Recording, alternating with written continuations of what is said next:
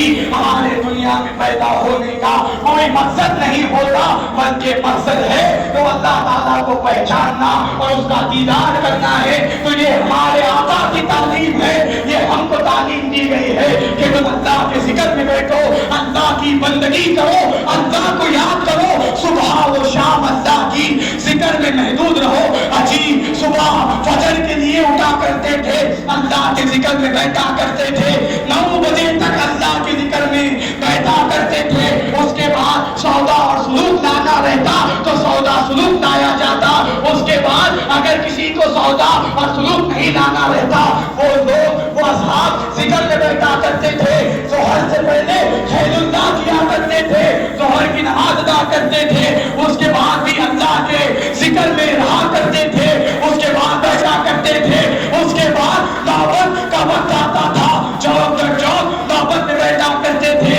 اسی طرح صبح و شام اللہ کے ذکر میں، اللہ کی بندگی میں گزارا کرتے تھے۔ یہ ہمارے آقا ہے، یہ ہمارے اسلاف ہے، ہم جن کے دربار میں جا کر فیض حاصل کرتے ہیں۔ بندگی میرا شاہ قاسم مشتاقی کو اگر رحمہ کے دائرے میں جا کر ہم فیض حاصل کرتے ہیں تو سمجھیے کہ ان کی زندگی کیا تھی، ان کا پیدا ہونے کا مقصد کیا تھا، ان کی بصیرت کی طرف، اللہ کے دیدار کی طرف، اور وہ بھی بلائے گا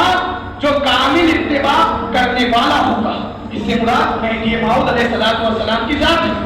اب یہاں پر راستہ بتایا گیا کہ راستہ کون سا ہے؟ اللہ کو دیکھنے کا، بصیرت کا راستہ۔ اب اللہ تعالیٰ سورہ حدید میں ارشاد فرما رہا ہے، اللہ سورہ حدید میں کہتا ہے هو الاول والآخر والظاہر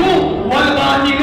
وہی اللہ ہے جو اول بھی ہے، وہی اللہ ہے جو آخر بھی ہے، وہی اللہ ہے جو ظاہر بھی ہے، وہی اللہ ہے جو باطن بھی ہے۔ تو اللہ ہر جگہ، بلکہ اللہ جگہ سے بھی پاک ہے، اللہ موجود ہے، اللہ موجود ہے، بس اس کو پہچاننے کی ضرورت ہے، اس کی پہچان کرنے کی ضرورت ہے۔ تو یاد رکھیے اللہ تعالیٰ جس مقصد کے تحت ہم کو پیدا کیا ہے، اگر اس مقصد کو سمجھ کر اگر ہم زندگی گزارتے تو ہماری زندگی اس اللہ تعالیٰ کی بارگاہ میں قابل قبول ہوگی، قابل حجت ہوگی، ورنہ کوئی فائدے کی ہماری زندگی جینے کا کوئی فائدہ نہیں۔ اللہ تعالیٰ نے قرآن میں ارشاد فرمایا وَمَا خَلَقْتُ الْجِنَّ وَالْإِنسَ إِلَّا لِيَعْبُدُونِ، کہ ہم نے گروہ جن اور انسان کو صرف اور صرف میری عبادت کے لیے پیدا کیا ہے۔ قرآن میں اللہ نے کہہ دیا، قرآن میں اللہ فرما چکا ہے پیدا ہونے کا مقصد۔ اب اس کو دیگر آیتوں کے ذریعے اور اسی آیت کے اگر آپ تفسیر پر اگر دیکھتے ہیں تو بیان کیا جاتا ہے، فرمایا جاتا ہے کہ اللہ حضرت ابن عباس رضی اللہ تعالیٰ عنہ اس کی تفسیر میں بیان کرتے ہیں، اللہ لیعرفون، فرماتے ہیں کہ اللہ تعالیٰ نے ہم کو پیدا کیا ہے تو اس کو پہچاننے کے لیے پیدا کیا ہے، اس کو